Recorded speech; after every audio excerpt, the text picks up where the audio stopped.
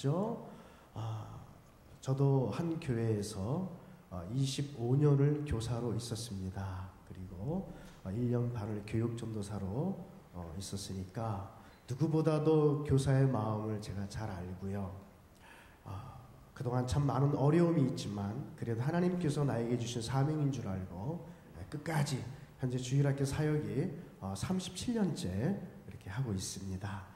오늘 제목이 교사여 부흥을 기대하라 인 제목이긴 하지만 우리 모두에게도 부흥을 꿈꾸는 이 시간이 되었으면 좋겠습니다. 아멘. 네. 오늘 읽은 그 말씀 우리 시편 116편 12절 말씀입니다. 우리 동영상 좀 띄워주시고요. 다음 장면이 이상하게 안 넘어가네요. 자, 우리 시편 116편 12절 말씀 우리 다시 한번 읽겠습니다. 시작. 내게 주신 모든 은혜를 내가 여호와께 무엇으로 보답할꼬. 아멘. 네. 누가 여기 한번 좀 봐주시겠습니까? 여기 다음 장면으로 안 넘어가네요. 자, 여러분, 시편 116편 12절 말씀은 정말 우리가 잘 아는 다윗의 시로 압살롬의 반역으로 해서 그가 많은 어려움을 당했습니다. 그가 하나님 앞에 기도했더니 하나님께서 그 기도를 들어주셨습니다. 여러분, 그래서 그 은혜를 내가 무엇으로 보답을 하겠는가라는 것입니다. 여러분, 내가 하나님의 은혜를 보답할 도무지 무슨 방법이 없다는 것이죠. 왜요? 너무나 커서. 네. 여러분, 누군가가 내가 예를 들어서 물에 빠졌습니다. 거의 죽게 될 지경에 누군가가 나를 건져준 그 사람이 죽었다 그러면 나는 평생을 살면서 그분의 은혜를 잊지 않고 살아갈 것입니다. 그렇죠? 자, 그렇게 본다면 예수님께서 나의 죄를 위해서 십자가에 돌아가신 걸 우리는 분명히 기억을 합니다. 아멘. 그러면 결코 그분의 은혜를 잊어서는 안 되죠. 네. 그러면 내가 어떻게 그 무엇으로 보답을 하겠습니까? 다른 예를 들어서 내가 교사직을 감당해서 이 일을 하고 있는데 내가 그래요. 이 교사직을 하면서 하나님의 은혜를 조금이나마 보답이 된다 그러면 하나님, 제가 능히 감당할 수 있습니다. 꼭 교사직이 아니다 하더라도 성가대라든지 구역장이라든지 그래요. 심지어 교회에서 휴지를 줍는다든지 또 아니면 식당 봉사를 하든지 교회 안에는 다양한 사역들이 많이 있습니다. 그래요. 어떤 일을 하든지 그 일을 해서 하나님의 은혜에 보답이 된다 그러면 그 일이 즐겁고 기쁘고 보람될 것이라고 저는 생각이 됩니다. 아멘이십니까? 그래요. 그런 생각으로 늘 우리가 주의 일을 감당한다 그러면 특별히 우리 선생님들은 아마 그 어린이를 만나러 가는 게 아마 기쁜 마음으로 즐거운 마음으로 우리 학생들을 만나는 게 기쁘고 즐겁지 않을까 그런 생각이 듭니다. 우리 잘 아는 리빙스턴 선교사가 계십니다. 그가 아프리카 선교를 평생을 헌신했어요. 영국에서 그를 오라고 하는 연락이 왔습니다. 그래서 스탠리라고 하는 탐험가를 그곳으로 아프리카로 보내서 리빙스턴을 고국으로 오게 합니다. 리빙스턴 선교사가 뭐라고 얘기했는지 아십니까? 아프리카 선교는 헌신이 아닙니다. 하나님께서 주신 은혜에 대한 보답입니다. 라는 아주 유명한 말을 했습니다. 헌신이 아닙니다. 하나님께 주신 은혜에 대한 보답이다. 라는 유명한 말을 했습니다.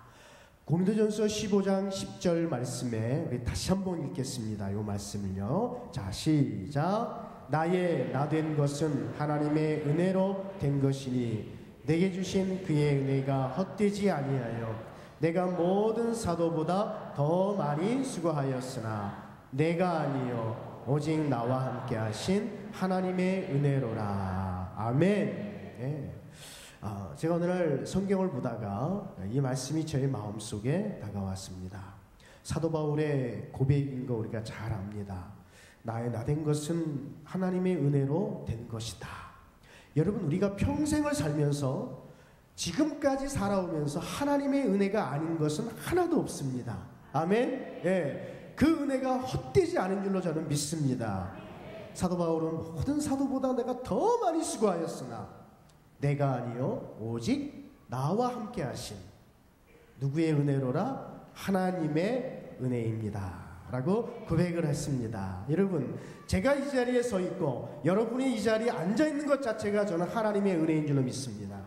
네, 참 그리고 하나님의 축복이죠.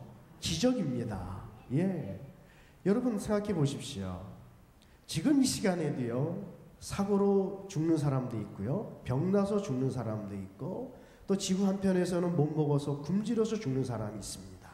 자살해서 죽는 사람이 있습니다. 그렇잖아요. 그런데 하나님께서 나에게 건강을 주셔서, 그죠?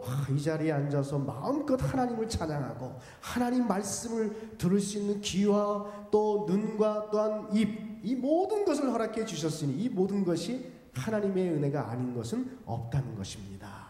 예. 내가 교사 된 것도 하나님의 은혜인 줄로 믿습니다. 따라서 하겠습니다. 우리 선생님들만. 내가 교사 된 것도 하나님의 은혜입니다. 예, 아멘이십니까? 네, 하나님의 은혜를 여러분들 생각을 계속 하십시오. 하시면서 내가 가르치는 것 모든 것이 하나님의 은혜라는 그런 생각을 가지시면 우리의 사역이 더 즐거울 것입니다. 네, 저는 여러분들에게 부흥에 대해서 말씀을 드립니다. 어떤 분이 이렇게 얘기하세요. 아마 우리 교회는 이 정도 부흥됐는데 더 이상 뭐가 부흥이 바랄 게 있느냐. 또 어떤 선생님은 그래, 우리 반은 이 정도만 됐다. 더 이상 더 많은 아이들이 오면 나는 감당을 못한다. 그렇게 얘기하시는 분이 계세요. 그리고 더 이상 전도도 안 하는 겁니다. 어느 정도 선에 맞춰서. 그게 아닙니다. 더 많은 아이들이 오게 해야 됩니다. 내가 못하면 다른 반을 띄어서라도 주든지 어쨌든 그렇게 해야 돼요. 저희 서울에서 교사 영성 집회를 하는데 포항 장성교회라고 어느 그 집사님이 이제 강사분이셨어요.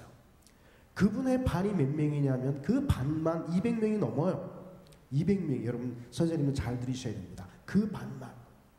전체 그 초등부 소년부 5학년 6학년 아이들을 전체 몇 명이냐면 한 300명 정도 되나요? 그런데 그 방만 200명이 넘습니다.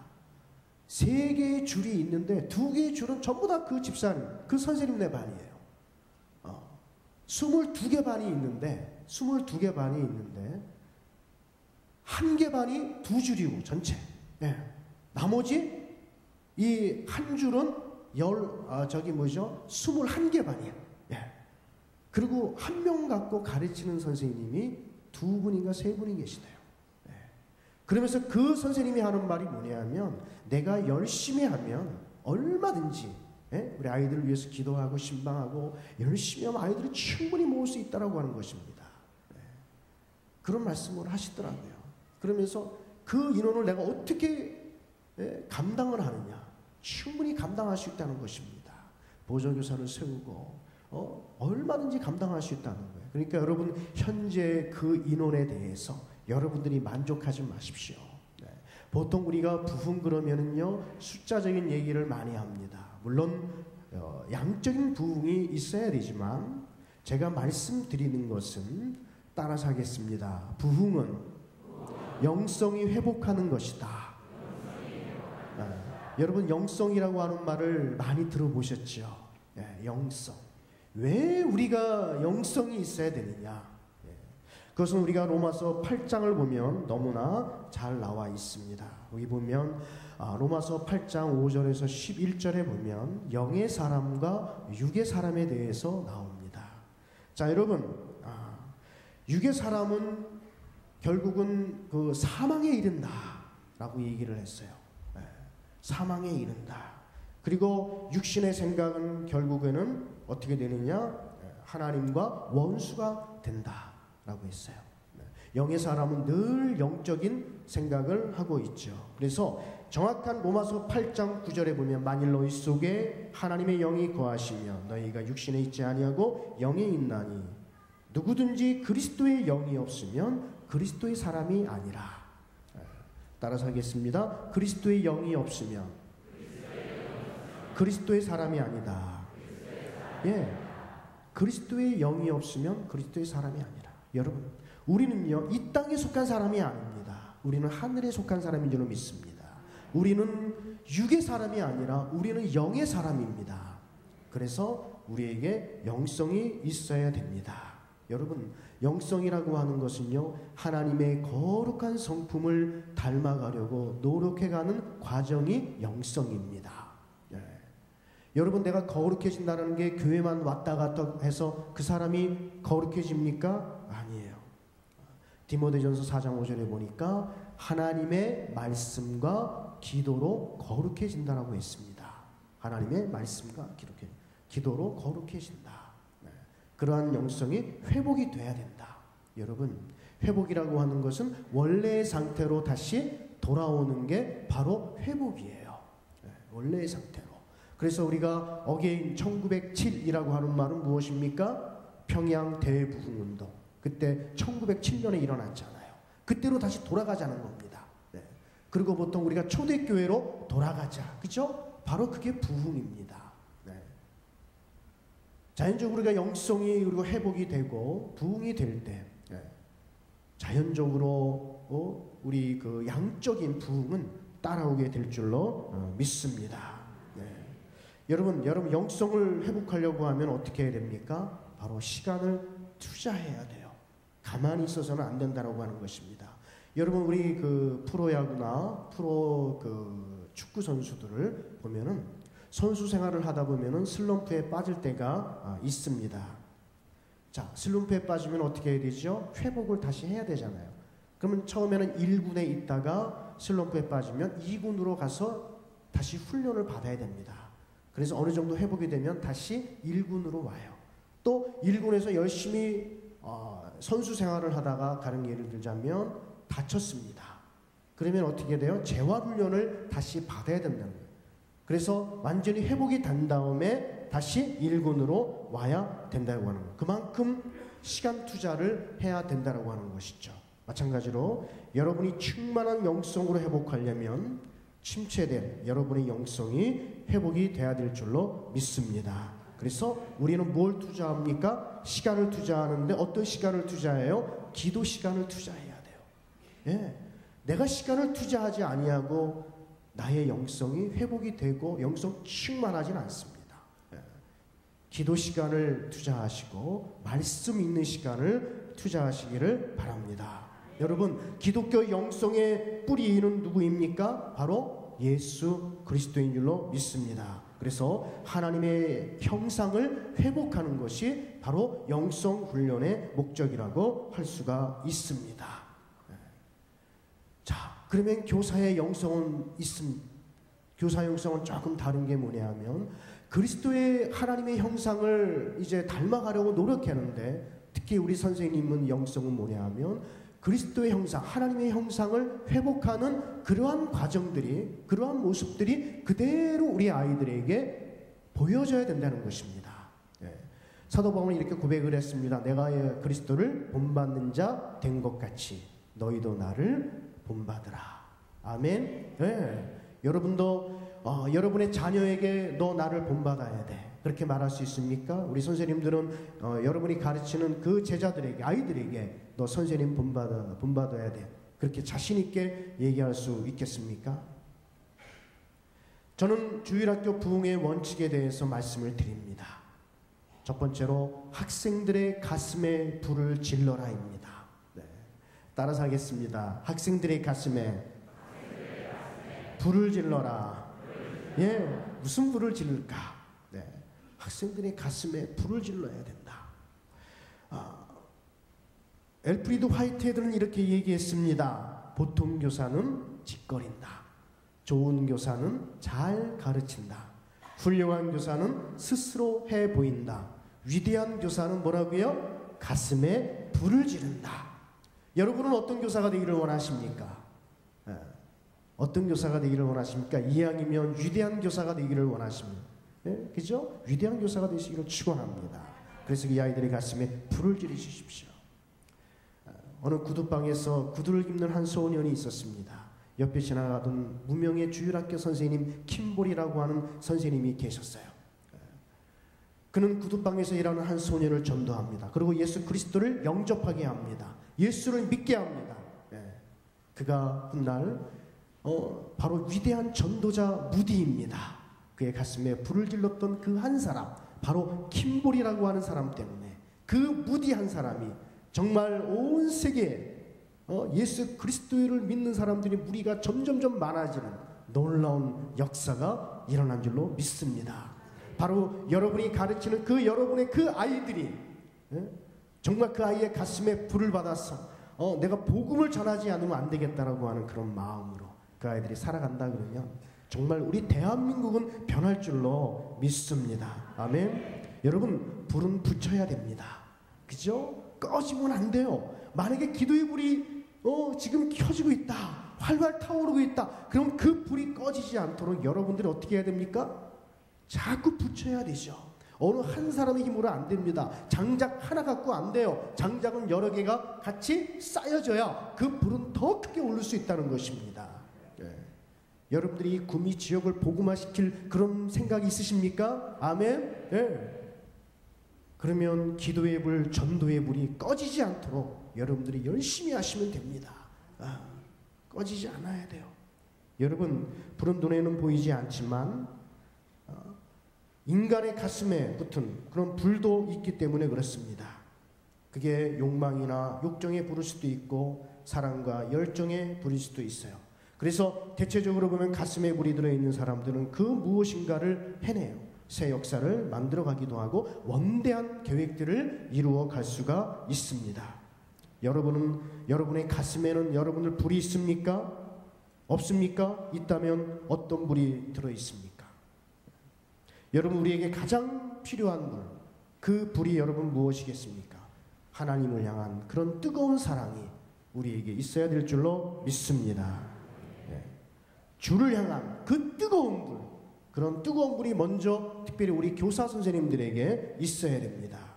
지금 한국 교회는 주일학교 아이들이 모이지를 않아서 제가 전국을 이렇게 돌아다니면서 교사 세미나를 하면 아예 주일학교 자체가 없는 교회도 참 많이 있는 것을 보고 안타깝게 여기고 있습니다. 어떻게 보면은 좀 그 희망이 없다라고 이렇게 할까요?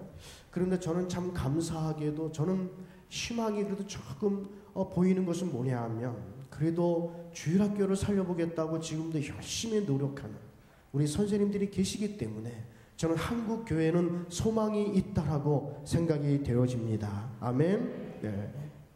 여러분, 주일학교를 살릴 그러한 불이 우리들에게 필요합니다. 아이들의 가슴을 태울 그런 불이 필요합니다. 그 불을 태울 책임과 의무가 바로 저와 여러분에게 있습니다. 그래서 예수의 불씨가 되어서 여러분 세상을 태우시기를 바랍니다. 그래서 복음의 불, 성령의 불, 예수의 불로 태우시기를 축원합니다. 그래서 여러분, 예수님은 가장 위대한 교사이십니다. 그 예수님으로 인해 그 작은 복음의 불씨가 온 세계를 덮은 줄로 믿습니다. 아멘. 자, 그럼 학생들의 가슴에 불을 지를 교사는 어떤 교사입니까? 말씀과 기도하는 일에 최선을 다하는 교사입니다. 말씀과 기도. 여러분, 프로그램이 말씀과 기도보다 더 앞서지 마십시오. 말씀과 기도는요, 우리 주일학교를 부흥시키는 데 있어서 큰 원동력인 줄로 믿습니다. 꼭 주일학교 뿐이겠습니까? 그죠? 우리가 믿음 생활하는 데 있어서 말씀과 기도가 빠져서는 절대로 안 되는 것입니다. 그래서 우리는 항상 교사는 말씀의 사람이 되어야 돼요. 교사는 기도의 사람이 되어야 될 줄로 믿습니다. 말씀이 없는 성도는 넘어지게 되어 있습니다. 어거스틴은 그리스도인들이 말씀과 무관하게 산다라고 하는 것은 마귀 안에 산다라고 얘기를 했습니다. 교사는 하나님의 말씀으로 가득 차 있어야 됩니다. 그리고 말씀을 깨달아야 됩니다. 그리고 자신의 삶에 적용시켜야 되는 줄로 믿습니다. 두 번째, 교사는 기도의 사람이 돼야 되는데, 여러분, 우리 교사는요, 주일학교 아이들을 모으는 그런 재능도 굉장히 중요해요. 그러나 변하지 않는 그 아이들을 위해서 기도하는 게 저는 더 중요하다라고 생각이 됩니다. 여러분, 교사가 내게 맡겨진 그 영혼들을 위해서 기도하지 못하는 것은 내가 바빠서이기보다는 그 아이들, 학생들에 대해서 관심을 갖고 있지 않기 때문에 그렇습니다. 여러분은 여러분이 가르치는 아이들에 대해서 얼마나 많은 관심을 갖고 있습니까? 대부분의 선생님들은 주일 이외에는 아이들에 대해서 별로 관심을 갖고 있지 않아요. 주일 이외에 뭐 토요일날 한번 전화한다든지 하고 평일날은 거의 관심을 갖지 않아요. 그냥 세상 일에 열심히 하다가 그저 주일날 한번 와서 아이들 가르치고 와는 그냥 강사 수준의 선생님들이 있다는 겁니다. 여기는 빼고요. 여러분은 아마 분명히 안 그러신 줄로 믿습니다. 그래서 우리 선생님들은요, 내가 아무리 유능한 교사라 할지라도 우리 선생님들이 기도하지 않는 교사라면 아무 소용이 없다라고 하는 것입니다. 또 우리 학생들의 가슴에 불을 지를 교사는 어떤 교사인가? 두 번째로 학생들을 가르치는 일에 최선을 다하는 교사입니다. 여러분, 교사가 하는 일 중 가장 중요한 게 무엇이겠습니까? 하나님의 말씀을 가르치는 거 아니겠습니까? 그렇죠? 여러분, 잠언 22장 6절에 보면 어떤 말씀이 있죠? 마땅히 행할 길을 누구에게 가르치라? 아이에게 가르치라. 그러면 늙어도 그것을 떠나지 아니하리라. 마땅히 행할 길을 아이에게 가르치라 했습니다. 여러분, 중요한 것은 말씀을 가르치는 것으로 끝나지 않고 그 말씀을 지키게 하는 게 저는 더 중요하다고 생각이 됩니다. 말씀을 지키게 하는 것. 그래서 마태복음 28장 19절 20절에 보면 예수님께서 마지막으로 하신 말씀이 있어요. 그 말씀이 무엇입니까? 내가 너희에게 분부한 모든 것을 가르쳐라. 그것으로 끝나지 않았어요. 가르쳐 어떻게 하라? 가르쳐 지키게 하라. 아멘. 가르쳐 지키게 하라 그랬습니다. 그런데 더 중요한 게 있습니다. 교사가 말씀을 잘 연구해서 잘 가르치고 잘 지키게 했는데 문제는 무엇입니까? 교사 자신이 말씀대로 살았는가? 그겁니다. 우리가 집에서도 아이들에게 너 말씀대로 살아야 돼. 말씀대로 지키고 행해야 돼. 문제는 누구에게 있어요? 나에게 있어요. 아무리 내가 말씀을 잘 준비해서 연구해서 아이들을 잘 가르치고 아이들을 잘 지키게 하면 뭐합니까? 내가 그 말씀대로 살지 않으면 아무 소용이 없습니다. 여러분, 교사는 강사가 아니에요. 존 오웬이라고 하는 청교도 신학자는 이렇게 얘기했습니다. 주님의 사역자는 강단에서보다 삶 속에서 더 잘 가르쳐야 한다. 여러분, 사역자라고 하는 것은 미니스트리, 일꾼, 종이라는 뜻이 있습니다. 목사님이나 전도사님만 사역자가 아니에요. 하나님의 일을 위해서 쓰임받은 사람들은 다 사역자입니다.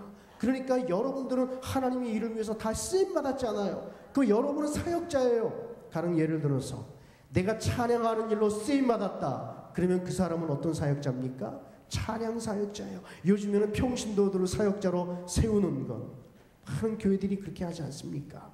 그러면 우리 선생님들은 내가 가르치는 일 위해서 쓰임받았다. 그러면 여러분은 주일학교 사역자입니다. 저를 어디를 가도 제가 주일학교 사역자라고 하는 걸 당당히 얘기할 수가 있습니다. 자, 그러면 주님의 사역자는 강단에서보다 저는 보이는 강단뿐만이 아니라 실제적으로 더 중요한 것은 보이지 않는 강단입니다.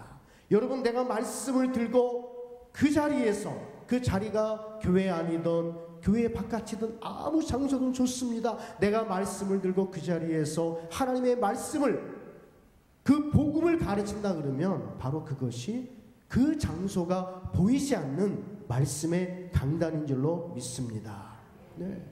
자, 그러면 주님의 사역자는 강단에서보다 어디 속에서? 삶 속에서.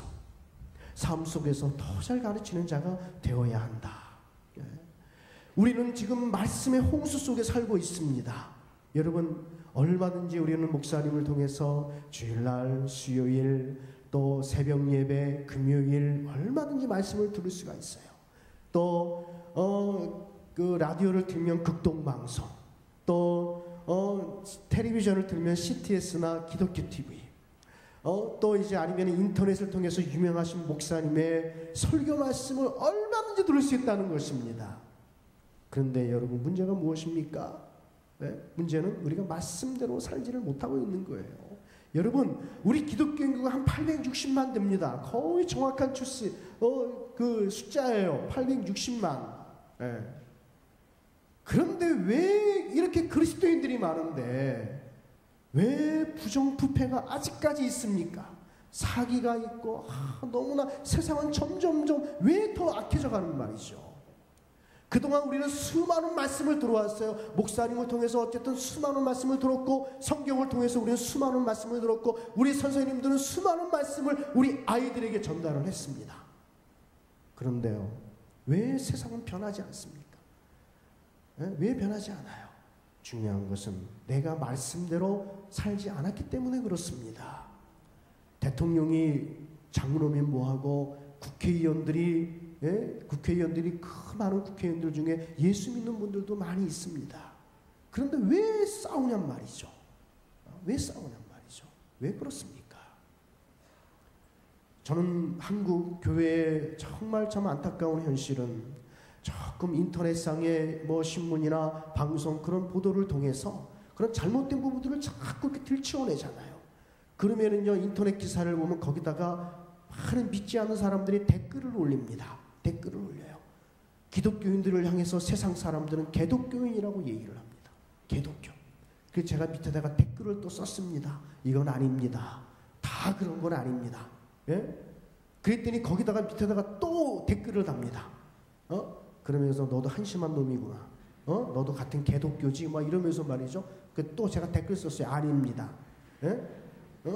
한두 사람으로 인해서 우리 기독교를 매도하지 마십시오. 그랬더니 또 댓글을 쓰는 거야. 포기했어요, 그냥. 예? 여러분, 지금은요, 우리의 싸움은 이렇게 총과 칼과 싸우는 그런 싸움이 아니라, 이제는 악한 영과의 싸움입니다. 악한 마귀는 지금도 교회를 무너뜨리려고 그러고 목사님을 무너뜨리려고 해요. 여러분, 내 안에 말씀과 기도가 없으면은요, 우리는 무너질 수밖에 없습니다. 우리가 그 악한 영들을 어떻게 이기겠습니까? 특별히 우리가 교회에서 아이들을 가르치는 우리 선생님들을 잘 들으십시오. 우리 아이들을 프로그램으로 승부를 걸지 마십시오. 말씀과 기도로 승부를 걸어야 됩니다. 아이들이 프로그램이 재미있어서 교회를 나온다? 그러면 만약에 프로그램이 재미없잖아요? 교회를 안 나옵니다. 그러나 말씀과 기도가 있는 아이들은 잠시 교회를 떠나도 다시 돌아올 확률이 많다라고 하는 것이죠. 여러분, 나에게 맡겨진 한 영혼, 그 한 영혼은 주님이 나에게 보내주신 양이에요. 그 영혼을 최선을 다해서 가르치시기를 바랍니다. 자, 참고적으로 아이들이 집중하지 않는 공과 학습이 있습니다. 우리 선생님들이 우리 아이들을 가르치지 않습니까? 여기 보시면 선생님의 일방적인 강의식 학습, 더듬더듬 버벅거리며 식은땀까지 흘려 내쳐놓은 선생님의 가르침, 내용의 일관성을 잃어버려 아이들을 헷갈리게 하는 학습, 이해와 학습의 효과를 얻을 수 있는 실물 자료의 사용을 일체하지 않는 학습, 목적같이 입만 움직이며 가르치는 공과, 가르치다 말고 준비물을 가지러 간다며 이리저리 돌아다니는 선생님, 너무도 얌전한 선생님의 목소리, 옆반에서 먹을 것을 풀었을 때, 옆반 선생님이 너무 잘 가르칠 때, 우리가 가르치는 데 있어서 특별히 선생님이 가르치면 공과밖에 더 있겠습니까? 그죠? 여러분, 아마 9가지 중에 아마 한두 가지가 나에게 해당되시는 그런 선생님이 아마 있을 수도 있습니다. 그죠? 그러면 아이들이 어쨌든 집중하지를 않습니다. 특별히 저는 8번을 주목하고 싶어요. 아이들이 아침에 말이죠, 일찍 예배를 시작하니까 아침을 안 먹고 나오는 경우가 많이 있어요. 어떤 선생님은 새벽에 일찍 일어나가지고 우리 반 아이들 준다고 샌드위치를 열심히 준비를 했습니다. 정성 들어가서. 그래서 여기 교육관에 다 밤마다 있으면 괜찮은데 같이 한 교실에서 만약에 공과를 가르친다 그러면은 이 선생님이 그래, 야, 내가 오늘 새벽에 일찍 일어나 너희들 주려고 샌드위치 만들었어. 자, 우리 같이 먹자. 그러면요, 옆반에 있는 애들이 뭐라 그래요? 옆에 있는 애들이 다 눈이 그쪽으로 가요. 선생님, 우리는 샌드위치 안 줘요. 먹을 거 안 줘요. 샌드위치만 가져옵니까? 과자를 가져오는 경우도 있고, 어떤 선생님은 또 김밥을 정성스럽게 말아서 해요. 그러니까 여러분들이 참고적으로 보시라는 것이죠. 조심하셔야 됩니다. 자, 다음에 주일학교 부흥의 원칙 두 번째, 다 같이 만남을 소중히 하라. 여러분, 우리의 만남은 결코 우연이 아닌 줄로 믿습니다. 아멘. 제가 아마 처음 여러분을 만난 줄로 믿습니다. 그죠? 두 번째 저를 보신 분은 안 계시죠? 처음 만남이에요. 우리 선생님들도 우리 아이들 첫 번째 만남이 있습니다. 그 만남을 여러분 소중히 하셔야 됩니다. 네. 저는 연초가 되면 우리 아이들하고 기도하는 게 있습니다. 우리의 기도 제목 다 같이 읽겠습니다. 시작.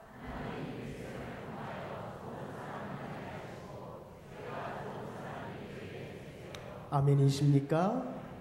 이것은 우리 선생님들뿐만 아니라 우리 모두의 기도 제목이에요. 하나님, 좋은 사람 만나게 해주세요. 우리가 만나는 사람이 하루에도 몇십 명, 수십 명, 수백 명이 될 수도 있어요. 이왕이면 좋은 사람 만나야 되지 않겠습니까? 더 중요한 것은 내가 좋은 사람이 되지 아니하고서는 절대로 좋은 사람을 만날 수가 없습니다. 그러면 우리 아이들에게 연초에 이렇게 기도하는 것은 왜 그렇습니까? 이제 3월이 되면 아이들이 학교 입학식이 되잖아요. 그러면 누구를 만납니까? 선생님을 만나요. 이왕이면 어떤 선생님? 좋은 선생님을 만나야 됩니다.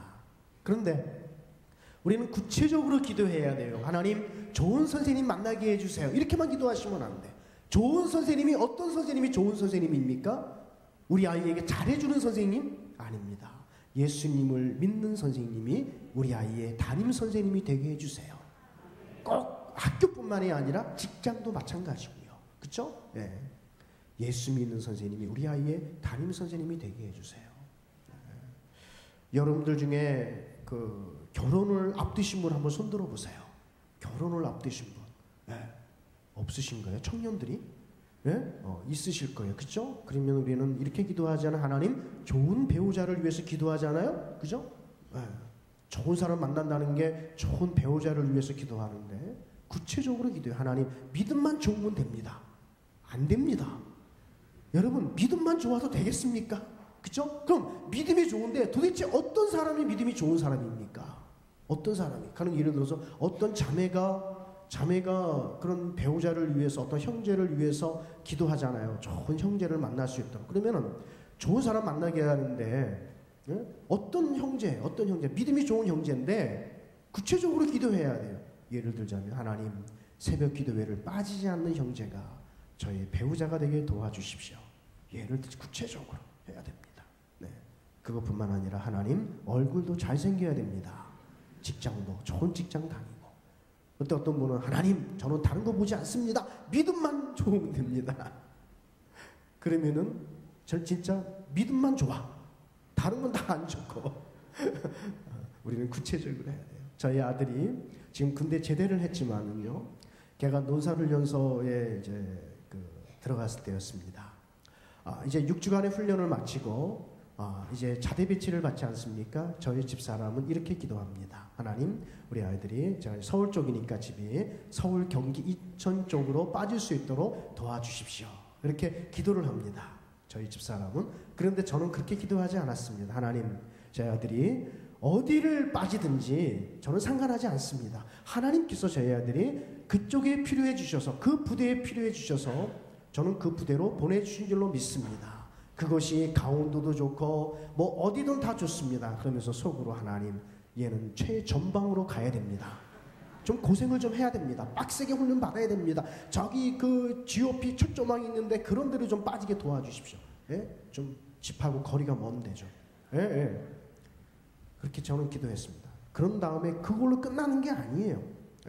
왜냐하면 어디로 보내든지 간에 하나님이 그거는 보내주시는 것이고, 우리가 기도할 때 하나님, 좋은 사람 많이 만날 수 있도록 도와주십시오.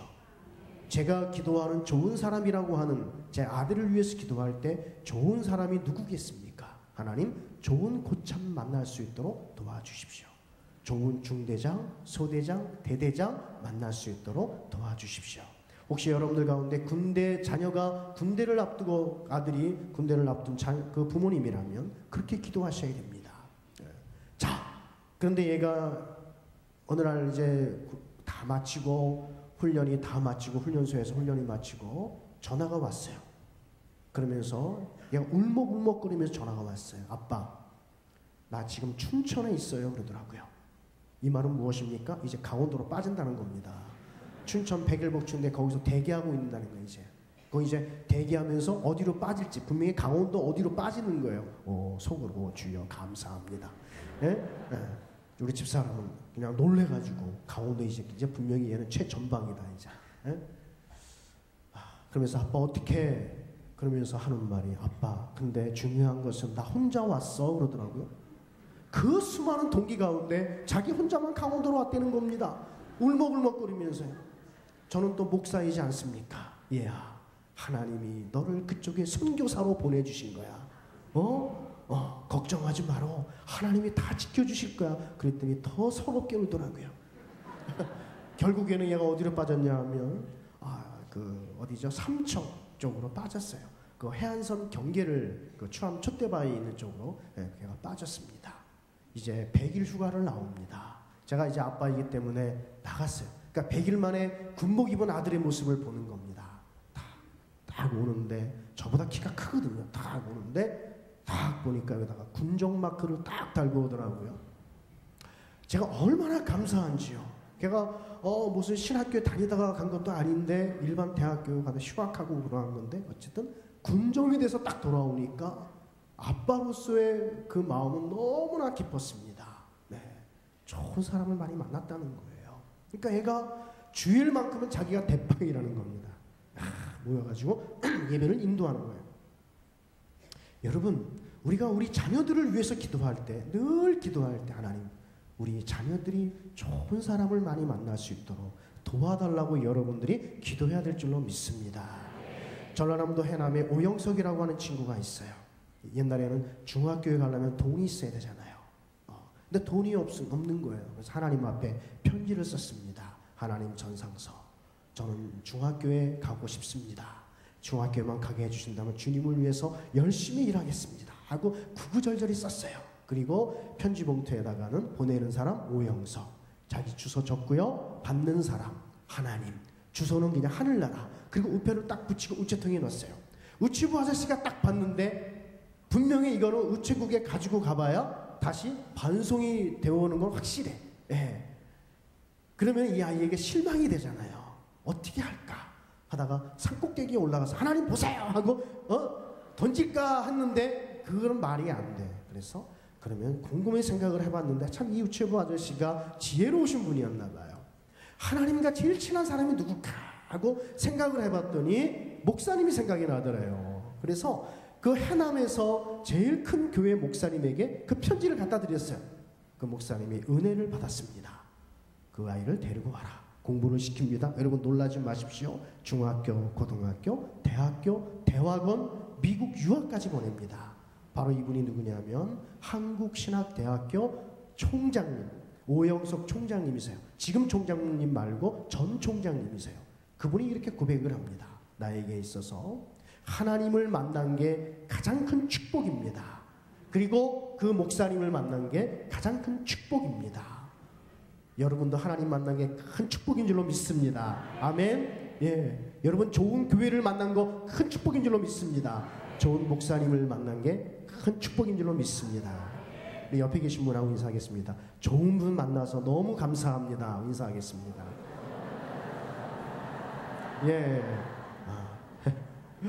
자, 주일학교 부흥의 원칙 세 번째, 다 같이 정체성이 있어야 한다. 네, 여러분 정체성이라고 하는 말은 아이덴티티라고 얘기를 합니다. 그렇죠? 여러분, 저와 여러분은 그리스도인인 줄로 믿습니다. 저와 여러분은 성도인 줄로 믿습니다. 제가 한 번은 그 중고등부 예배에 제가 설교자로 헌신 예배에 그 설교자로 제가 섰어요. 학생들이 성가대석에 쫙 앉아 있었습니다. 한 60명 정도가 앉았어요. 제가 성가대석을 바라보면서 이렇게 얘기했습니다. 중고등부 성도 여러분 안녕하십니까? 그랬어요. 그랬더니 아이들이 벙 찌더라고요. 예? 어쨌든 설교를 마치고 집에 오니까 제 미니 홈페이지에 어떤 학생의 글이 올라왔어요. 방명록에. 거기에 뭐라고 써있냐면요. 목사님 안녕하세요. 저는 아무개 교회 중고등부 성도 누구입니다. 저를 성도로 인정해 주셔서 감사합니다.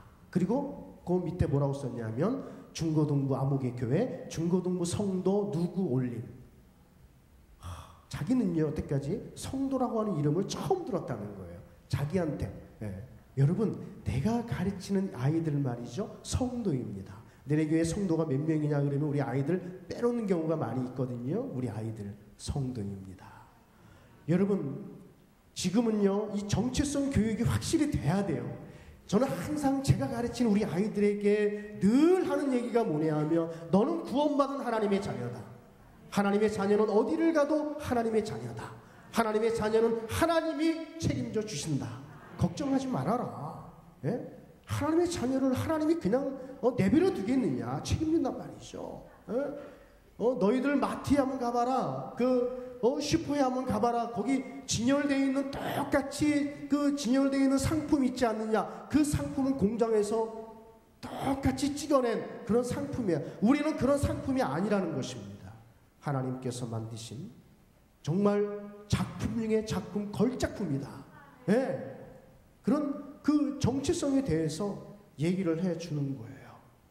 베드로전서 2장 9절에 그리스도인은 택하신 족속이요 왕같은 제사장이요 왕같은 제사장이요 거룩한 나라요 하나님의 소유된 백성이다 그랬습니다.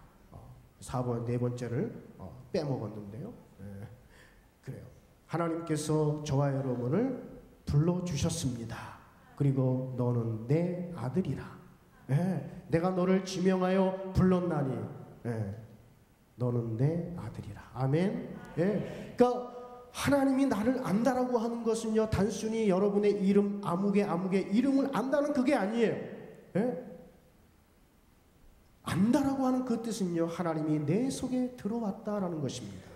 내 속에 들어왔다. 하나님이 내 속에 들어왔다. 너와 한 몸이다 이 말입니다. 예, 너와 한 몸이다. 여러분, 그리스도인이라고 하는 말은 어디서부터 시작이 됐죠?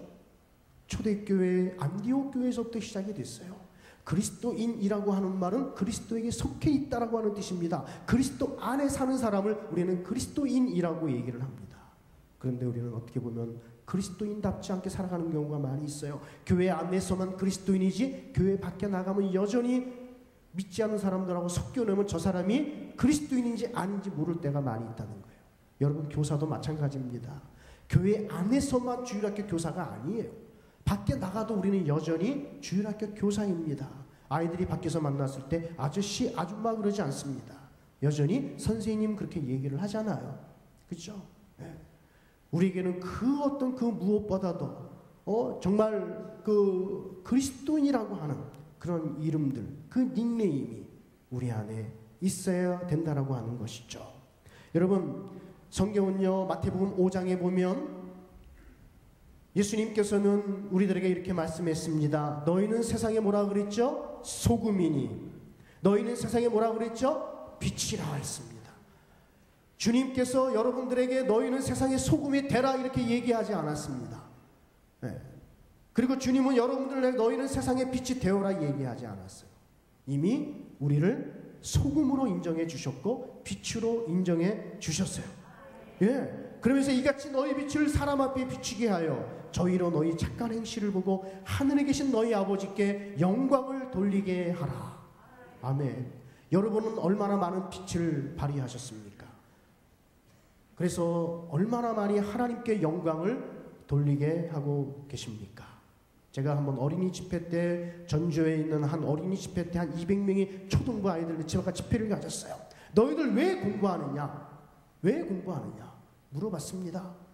보통의 아이들이 뭐라고 얘기를 합니까? 정말 내가 공부가 너무너무 하고 싶어서 하는 애들이 과연 몇 명이나 되겠습니까? 별로 안 되잖아요. 엄마 아빠가 시켜서 그냥 억지로 하라고 하니까 제가 합니다. 그런 아이들이 많지 않습니까? 그런데 말이죠, 그 200명 되는 아이들 중에 뒤쪽에 한 10여 명인가 20명 되는 그 아이들이 한 목소리로 얘기를 했습니다. 뭐라고 얘기했는지 아십니까? 딱 손들고 주저없이 너희들 왜 공부하느냐라고 얘기했을 때, 예, 하나님의 영광을 위해서 공부합니다. 하나님의 영광을 위해서 공부합니다. 여러분, 사도 바울은 너희가 먹든지 마시든지 무엇을 하든지 다 하나님의 영광을 위하여 하라. 하나님께서는 저와 여러분을 부르심에 그 목적이 있습니다. 그 목적이 무엇입니까? 또 우리를 교사로 부르신 목적 또한 있어요. 그 목적이 무엇입니까? 그것은 성경 제 소유문답 제1문답에 보면 사람의 제1되는 목적이 있잖아요. 뭐예요? 하나님을 영화롭게 하고 그를 영원토록 어떻게 하는 것이다? 즐거워하는 것이다. 예. 한마디로 무엇입니까? 하나님께 영광을 돌린다는 뜻이에요. 예. 우리는 과연 얼마나 어떤 일을 해서 과연 하나님 앞에 얼마나 많은 영광을 돌렸습니까? 예. 여러분, 정체성 확립이 정말로 중요하다는 것입니다. 다음에 주일학교 부흥의 원칙 네 번째가 있습니다. 다 같이 열정이 있는 교사가 되라. 네. 여러분, 열정이라고 하는 말이 성경에 있습니까? 없습니까? 혹시 성경에 있다라고 하시는 분 한번 손 들어보세요. 있다. 그러면은 없다. 난 성경을 많이 봤는데 없다. 그러면은 나는 잘 모르겠다. 성경을 본 지 하도 오래돼가지고 모르겠다. 있는 것 같기도 하고 없는 것 같기도 하고. 아니, 손을 안 드신 분들은 뭐예요? 예? 예. 근데 여러분, 있습니다. 예. 자, 데살로니가전서 2장 17절, 시편 119편 139절, 예레미야 51장 39절에 있습니다. 네. 혹시 성경을 여러분 가져오신 분 중에 데살로니가전서 2장 17절 말씀 혹시 빨리 찾아서 큰 목소리로 한번 읽어주십시오.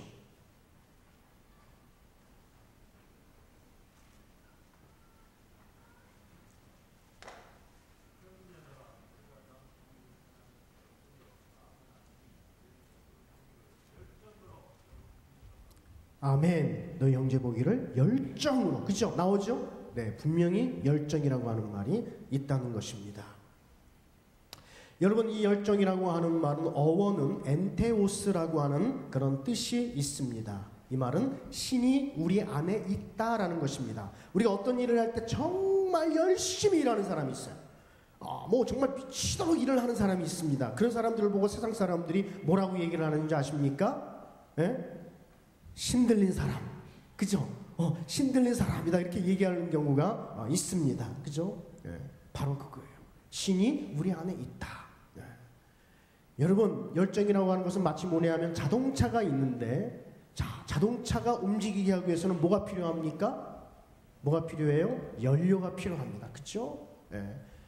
열심히 잘 가다가도 연료가 떨어지면 자동차는 멈추게 되어 있다라고 하는 것입니다. 바로 그거예요. 자동차 기름과 같습니다. 그런데요, 내가 좋은 차를 샀습니다. 내가 그 차를 너무너무 아끼기 때문에 창고에다가 딱 처박아 두고 1년 동안 쓰지를 않았어요. 1년 후에 시동을 걸려고 그러는데 차가 시동이 걸리겠습니까? 자동 안 걸리죠. 차는 뭐 안 걸립니다. 그러니까 내가 그 차가 탈 일이 없어도 일부러라도 이 기계는 움직여야 돼. 자꾸 움직여야 됩니다. 일부러라도 타야 된다는 얘기예요. 하나님께서 여러분들에게 많은 달란트, 재능을 주셨습니다.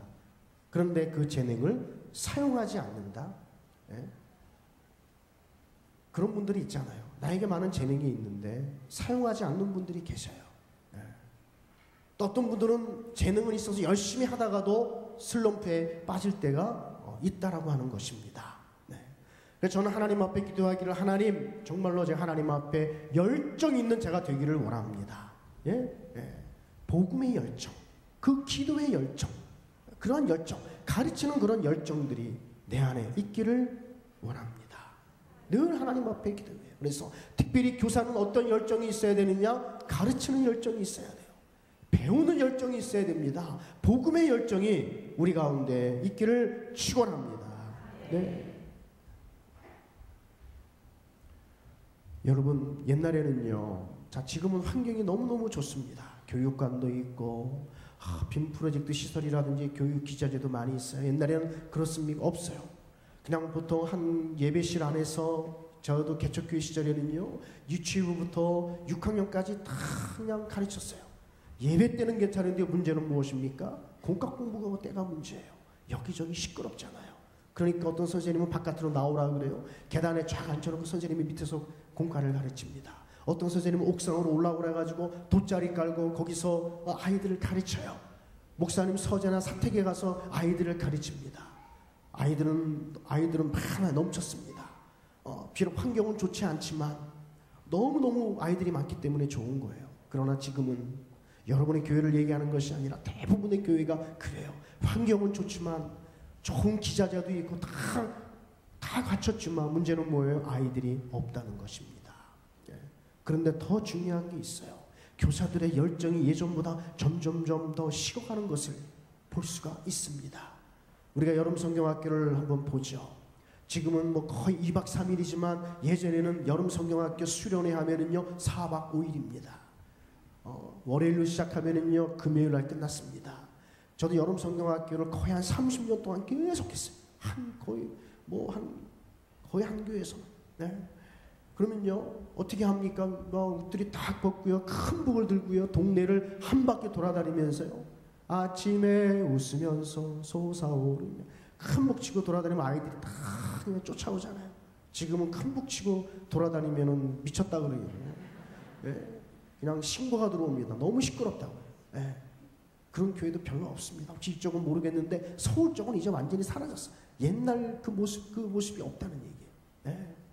그리고 성경학교를 하기 위해 선생님들이 직장에 휴가를 얻어야 돼요. 거의 옛날에는 청년들이지 않았습니까?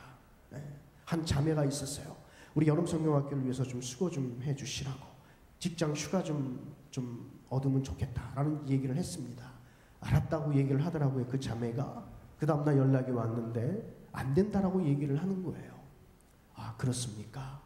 제가 좀 실망을 했어요. 그랬더니 저에게 안심을 주더라고요. 제가 다시 한번 얘기해 보겠습니다. 그 다음날 연락이 왔습니다. 어떻게 휴가 얻으셨습니까? 아니요, 던졌습니다 하는 겁니다. 뭘 던졌습니까? 그랬더니 사표를 던졌다는 거예요. 예? 저는 하나도 기쁘지를 않았어요. 나 때문에 사표를 던졌구나. 이거 너무너무 미안했습니다. 너무 미안했어요. 어쨌든 여름 성경학교를 일주일 마치고 그 다음에 우리 5, 6학년 우리 소년부 그 수련회가 있는데 2주일을 마쳤습니다.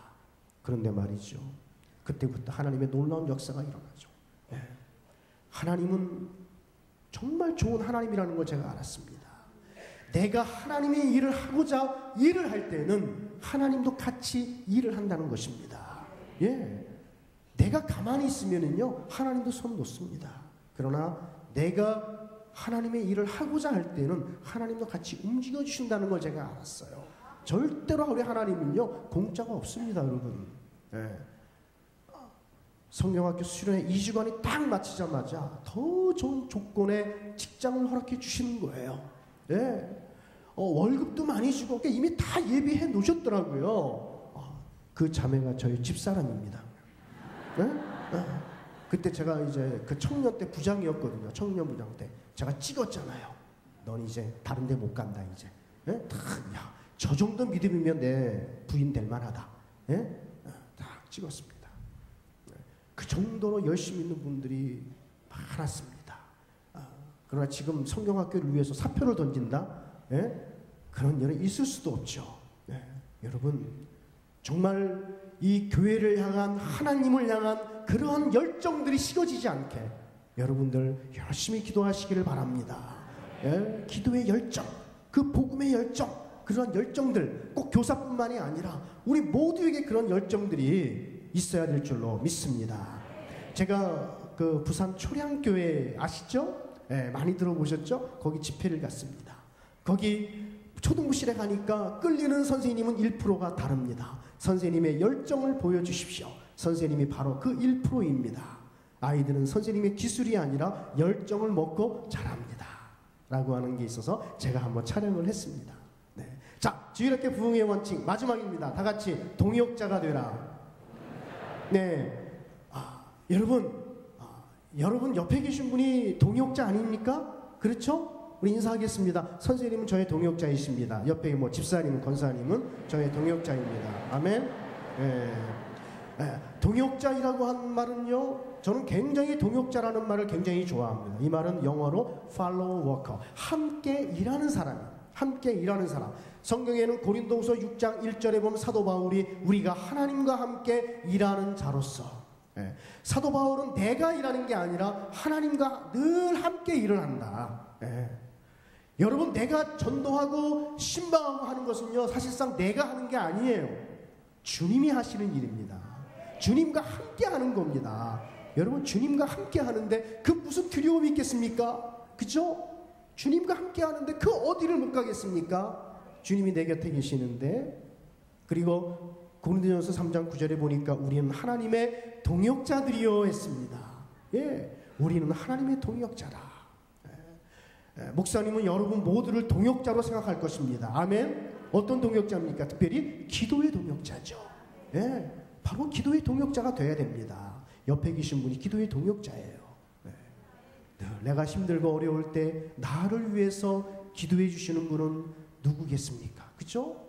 목사님이 기도를 해도 여러분들을 위해서 더 많이 기도하실 것이고, 담당 교육자님이나 또 아니면 같이 그 부서에서 일하는 그 선생님들이, 또 기간에 그 부서에 많은 사람들이 다 기도의 동역자인 줄로 믿습니다.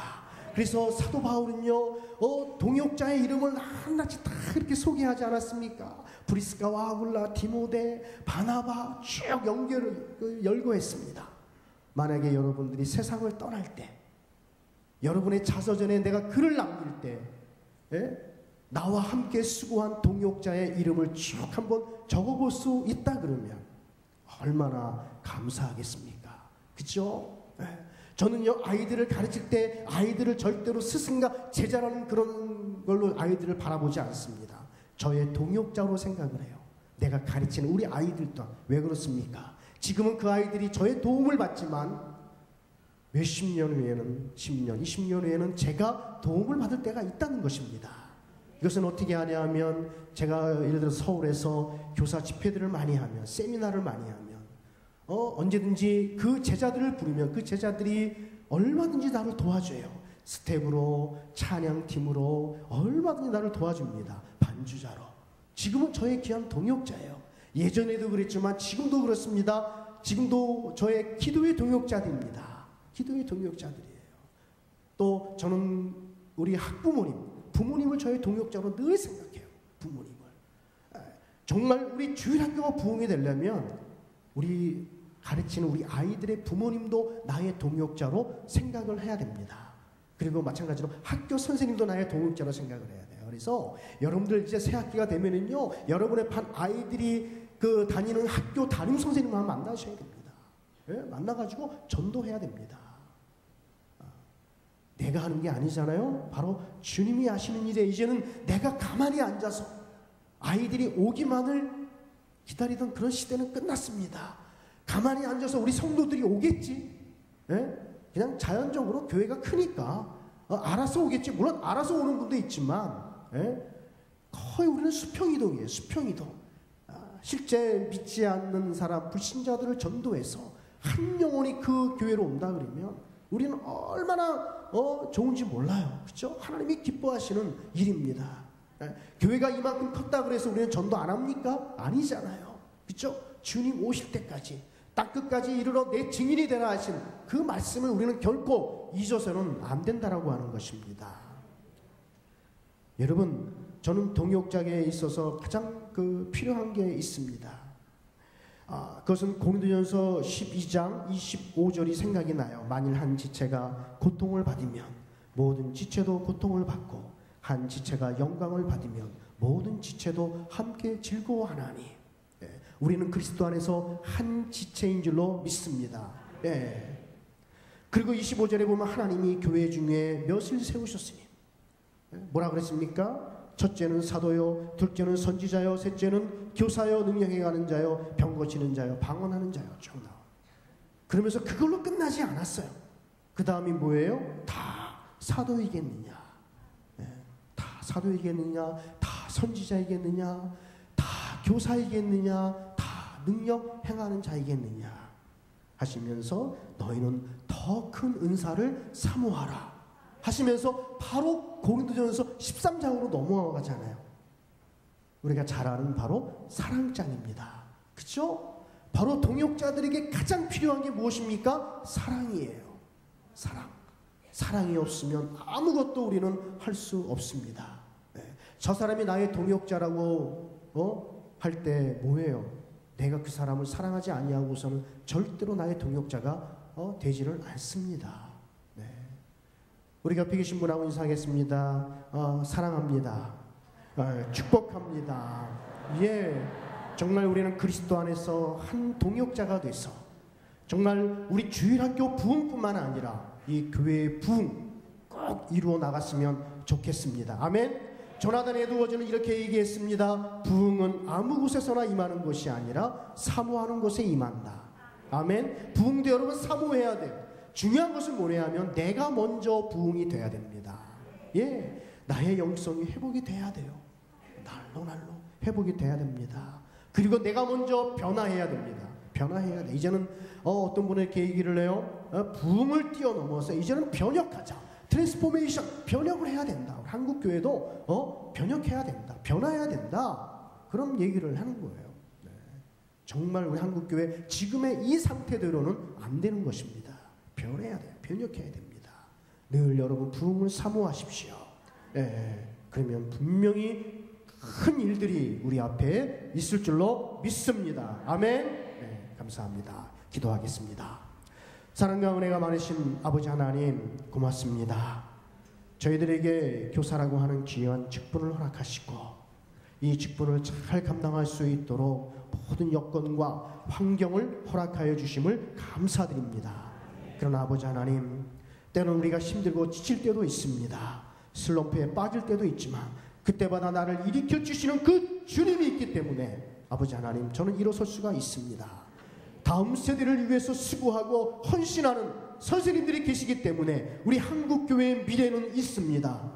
아버지 하나님, 우리 선생님들에게 하나님 한량없는 축복으로 함께하여 주시옵시고 아이들을 위한 그 기도가 하나도 땅에 떨어지지 아니하도록 인도하여 주시옵소서.